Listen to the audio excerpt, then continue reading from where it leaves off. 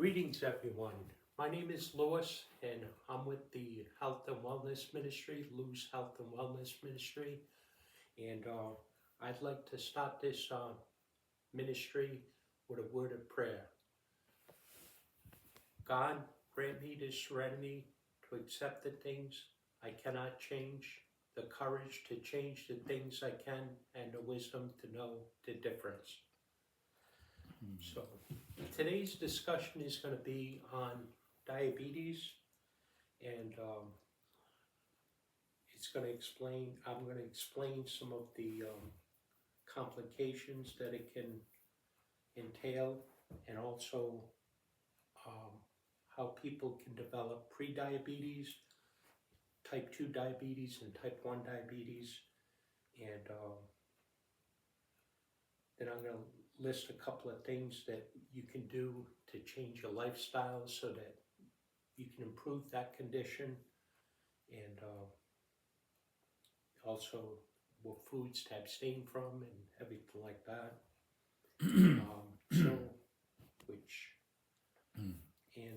I'm going to have a discussion on inactivity, which we'll probably go for a little walk after this discussion, and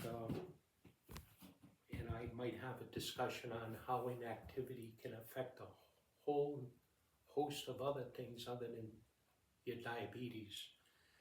And I'm also going to discuss how fiber can help you with your diabetes. So let me get started here. Diabetes is a disease of chronically high blood sugar levels. There are two main types of diabetes. Type 1 diabetes, also called juvenile onset, is an autoimmune disease. The immune system mistakenly identifies insulin-generating cells of the pancreas as foreign and attacks them. More than 15,000 new cases of type 1 diabetes is diagnosed in the USA every year. Now, type 2 diabetes is a disease of habits, and I'm going to discuss, how we're going to break those habits and what habits we need to break. All right, so it's linked to a high sugar, high fat diet, overweight, and sedentary lifestyle. So when you're overweight, that harms your condition of chronic diabetes too, and it makes it worse. This here is an epidemic. There's 30 million Americans that have type 2 diabetes. Fasting blood sugar readings on a person with diabetes averages between 125 milligrams per deciliter or higher.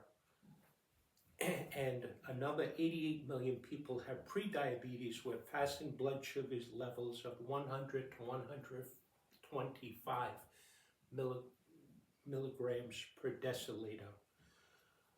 For most of human history, we ate a high fiber diet, which resulted in dietary carbohydrates and sugars such as sucrose and fructose being released very slowly and steadily in the bloodstream and over many hours. That actually helped us in a big way by having that extra fiber in our diet. Today, a lot of the foods are processed and it's stripped of the fiber too. And just look at bread, for example, white bread, white pan bread or white bread. It's stripped of the bran, and it's stripped of the bran in the bread, and a lot of the fibers, all of the fiber is gone in white bread. There's no fiber, so that's why a lot of people, a lot of doctors, or a lot of healthcare providers suggest eating a whole grain type of bread rather than the white bread. But today, the average person that developed diabetes or is about to develop diabetes with pre-diabetes, they consume 140 pounds of sugars a year. And that's about 1 out of every 5 calories they consume. So this massive amount of dietary sugar causes spikes in the blood sugar. And this forces our bodies to regulate sugar by creating an excess amount of the hormone insulin, which carries the glucose out of the bloodstream and into the cells. The problem is our cells weren't meant to handle that much insulin, and over time they develop insulin resistance. And I know from my own understanding that when there's an excess amount of insulin going through the bloodstream as a result of this sugar intake, that's how you store fat. And it's actually like a dilemma, you know. It's kind of like, you know, we're behind a rock and a hard place. You know, we like these sweets and everything like that, but we don't realize what we're doing to our bodies. You know, we're actually causing our bodies to, the cells aren't used to all that insulin and everything, and as a result, you have these adipocyte cells. We got billions of them, right? And they can swell up very easily and put on almost 200 pounds of belly fat very quickly. And these fat cells swell up, and eventually it makes your diabetes worse. It makes a host of other health issues worse in the body. And many of us think we can go to the doctor, talk to our PCP. Okay, I went to the appointment. I did what I had to do. I went to the doctor. But we have to play our part in our own health. And that's important because we need to do something for our own well-being. Because one of the best things we can do for ourselves is to stay healthy so that we don't have future complications with our health. It's not about, going to the doctor and Medicare gets charged and some miraculous force out there says, okay, you're not going to get diabetes now because you went to the doctor. We got to be active. We got to get out there and move. The body is meant to move. One of the things I do in the morning to get in a frame of mind to be positive about health and everything is I take cold showers myself. It releases dopamine in the brain. Any depressed feeling I might have, I know that the dopamine that's released from the cold shower, it motivates me to be active, a little more active. And it puts me in that mode to be active. So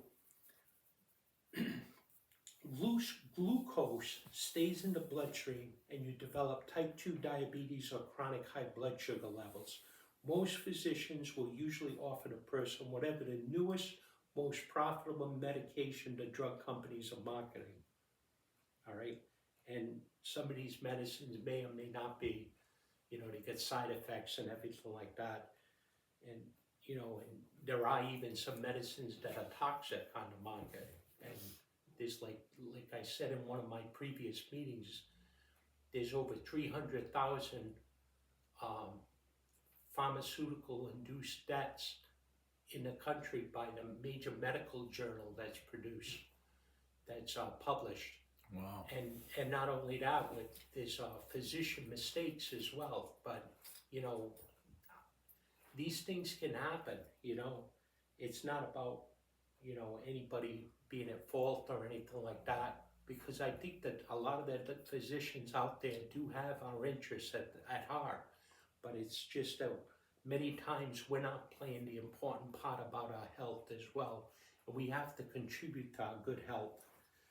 So diabetes, the perfect storm of diabetes is eating an excess amount of sugar, white flour in the diet, combined with low fiber. That will wreak havoc on the body. Excess sugar, white flour, and low fiber. The obesity epidemic drives insulin resistance, right? So because when you're obese, the fat actually causes that insulin resistance, and that creates havoc on the body. It makes your diabetes worse, and it's a never-ending cycle. It's something that it's very hard to break out of, but you can break out of it. You just have to do the necessary lifestyle changes to break out of that. It's because fat clogs insulin receptors, and that's why you need to really work on trying to overcome obesity. And it's a hard thing to overcome. To this day, I've struggled with obesity of almost all my whole life. I've been through every diet program that exists out there. Elements that we have is that walking 150 minutes a week and taking a 30-minute walk at least 5 days per week would help in a big way. So that's 150 minutes. You don't have to walk an hour. You don't have to walk 2 hours. 30 minutes, 5 days a week. Eating high-fat foods less often, such as French fries. And I think of the old understanding that French fries kill more people than guns do. And I think about that before I get ready to eat French fries. And I say, well, you know, if they do that much harm, you know, maybe it's best I order the vegetable. Maybe it's best I order the coleslaw or something like that with the entree or something like that, you know. And a lot of times I'm drinking smoothie shakes in my diet. I try to drink 2/3 of my diet consists of smoothie shakes. So there is a spiritual component with all this. You know, I looked my spiritual component, I call my spiritual component is God, and he helps me in a big way, because without the strength that I receive from God and Jesus, I am a believer in Jesus, and I believe he saved me from my sins, then I would not be able to tackle these things on. So, you know, so such things as eating smaller amounts of high-fat foods is important, and choosing low-fat foods over high-fat foods. For example, pretzels over potato chips. Right? It'd be good if the vending machine downstairs had pretzels, because that's always a temptation of ordering some potato chips. But even my doctor said once in a while he eats one of those small bags of potato chips, you know. How do Fritos, do you think, measure up to a pretzel? I don't know about that, but we're being recorded. If you don't mind being recorded, it's all right. So I'm not sure about that. There's still a lot of oils in it. You know, the oils, you know, that are in those products cause a lot of harm, you know. I was watching a video the other day on YouTube about how the cows had dementia.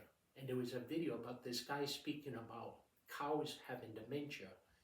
And it was hard for the farmers to bring these cows back into the barn and everything. Mm-hmm. And when they eliminated the vegetable oils from the diet of the cows, they started thinking better, and they could remember to go back into the barn.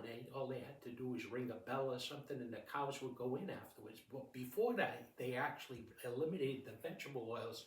They had to send somebody out there, herd these cows up, and bring them into the barn. It cost labor costs and everything like that. So they solved, you know, they said that Alzheimer's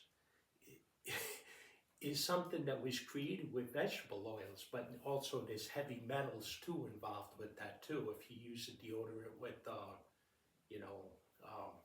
aluminum, for example, is not healthy. So there are some deodorants aluminum free, but that's getting off the sidetrack right now. But avoid hidden fats, such as 5 teaspoons of fat you'll find that there's 5 teaspoons of fat in a fried fish sandwich, and trimming fat meats. So if you're eating meats, if you happen to be eating meats, then we don't tell people what to eat. You know, I did a discussion on plant-based diet. All right, but nevertheless, I'm like 2/3 vegan myself. The other meal is, you know, whatever. What exercise does?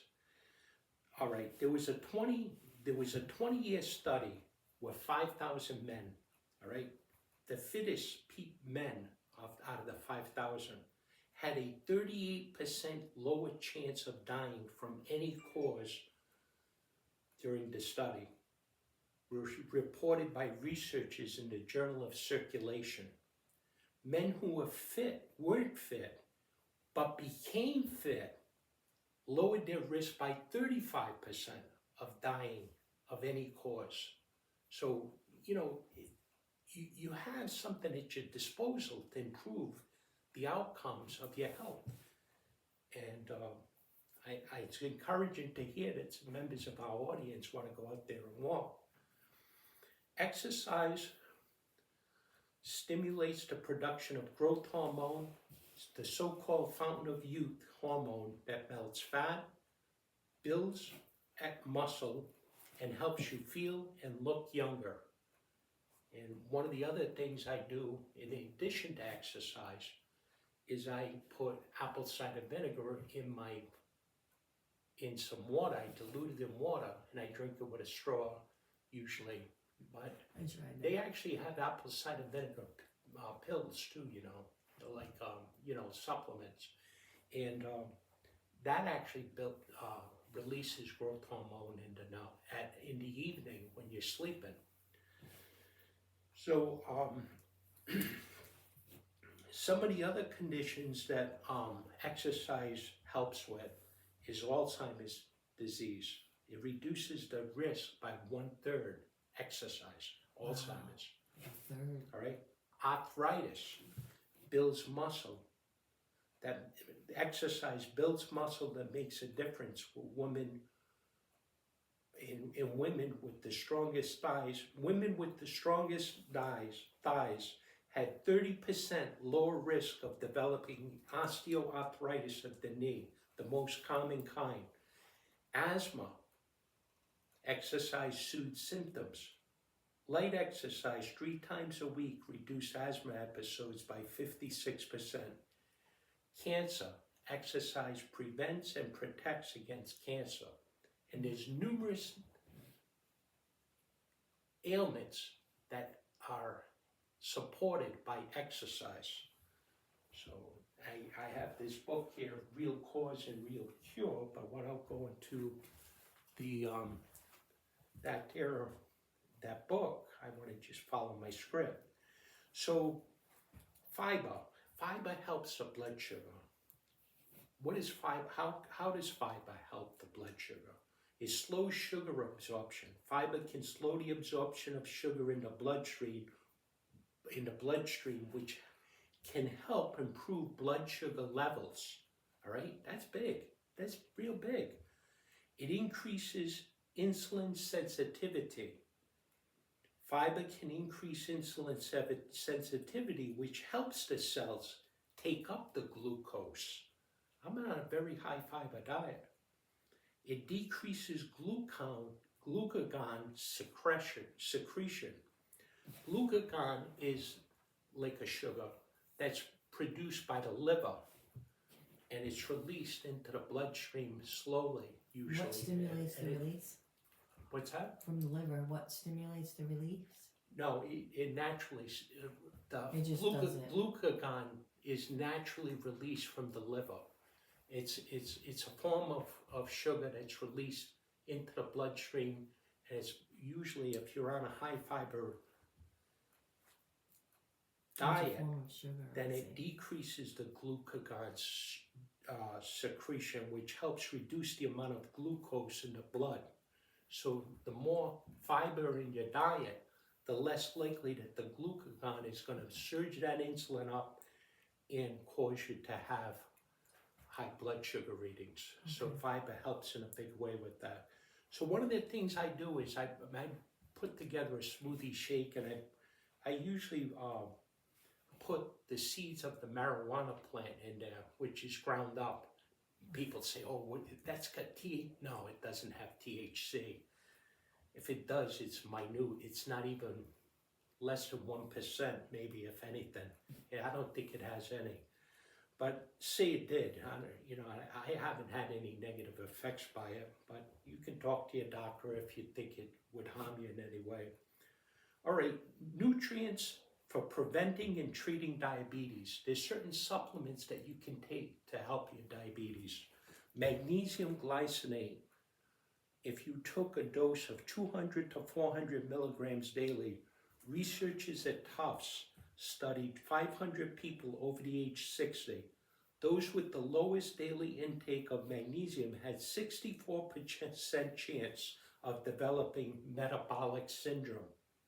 So there was 500 people over the age of 60, and those that had a low intake of magnesium, which all the foods are processed today, and you're not getting the magnesium in the food.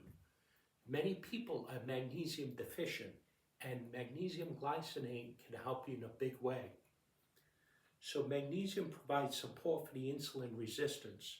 High blood pressure, extra belly fat, high total cholesterol, and low good HDL cholesterol. Chromium can help diabetes in a big way too. Chromium, the dose that you can take is 200 micrograms daily. Vitamin D3 helps diabetes in a big way. You can take 2,000 to 4,000 international units daily. Vitamin C, 500 milligrams to 1,000 milligrams daily. Vitamin K, 150 micrograms to 500 micrograms daily. There was a 3-year study of 355 people ages 60 to 80. Researchers at Tufts found that 500 micrograms of vitamin K slowed the progression of insulin.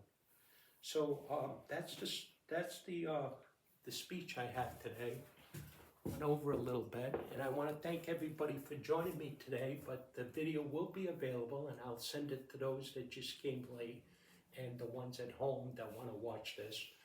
And I certainly appreciate your attendance today, and until next time, if you want to subscribe to the channel, there's no cost to subscribe. You just press the subscribe button, and these videos will go to your feed when they're available. It's very interesting. Thank you for joining me, and you have a good one. Bye-bye. Thank you.